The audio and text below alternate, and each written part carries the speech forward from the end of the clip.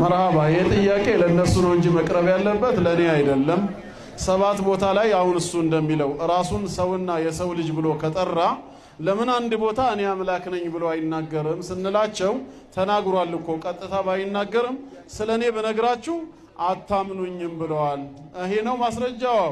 ማስረጃው ይሄ ከሆነ አንደኛ ስለራሱ ማንነት ሰዎች ስለማያምኑት መናገር ካልፈለገ አልተናገረም ማለት ነው እንደራሱ እንደነገሩ።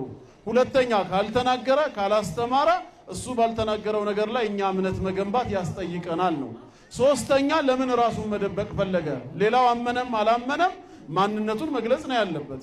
አላህ በቁርአኑ ኢነኒ አነላሁ ላኢላሃ ኢላ አነ ብሏል። እኔ አላህ ነኝ ከኔ በቀር ሌላ አምላክ የለም ነው። ከዛ በኋላ እሺ ብለህ ማመን አለማመን ያንተ ድርሻ ነው። ስለዚህ ስለማታምኑኝ አልነግራችሁም ምን ማለት ነው ታዲያ? ይሄ ትርጉም አልባ ነው። ለማንኛውም ነብይ ነኝ ብሏል አይደለም እንዴ? ስላመኑ ነው እንዴ ነብይ ነኝ ስላላመኑት? ያላመኑ አሉ። ስለማታምኑ ነው የሚለው አይሰራም ነው ባጭሩ። ጠይቅ ግደል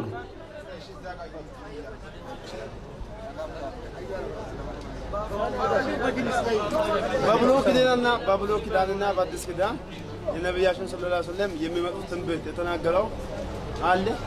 በስም ደረጃ ሙሐመድ ይመጣል የሚል የለም። በስም በመንፈስ ብሎ ስለሚገለጽ ያ መንፈሱ ደግሞ